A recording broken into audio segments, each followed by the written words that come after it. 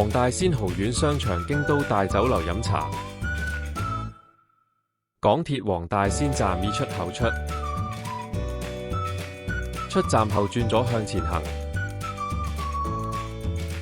行幾分鐘就到酒樓啦。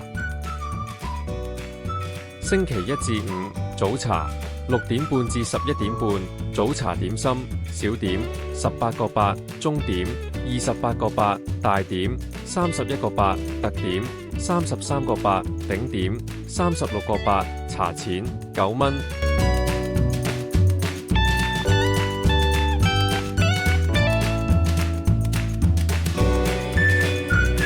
下午茶2點01分至4點半，小點同頂點，價錢同早茶一樣，大中特點同早茶相差1蚊，茶錢都係9蚊。早茶同下午茶全場搭台，早茶點心1蚊起，孖寶28個8起。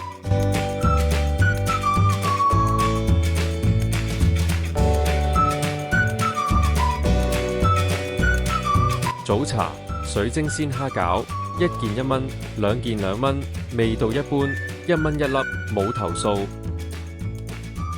精神孖寶28個8，北菇滑雞飯中規中矩，味道正常。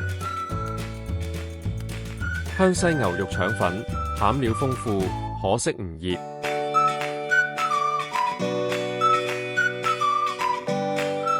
下午茶鳳爪排骨飯13個8，湯粉麵18個8起，粉麵飯48蚊起，孖寶34個8。下午茶鳳爪排骨飯13個8，正正常常，冇乜特別。燒鴨湯瀨粉18個8，鴨肉幾腍，味道 OK， 不過湯底味道麻麻。下午茶孖寶34個8，鮮竹牛肉球，牛肉淋滑，味道可以。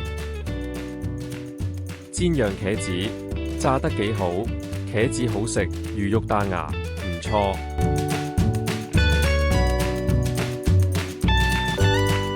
早茶埋單54蚊，下午茶埋單94蚊。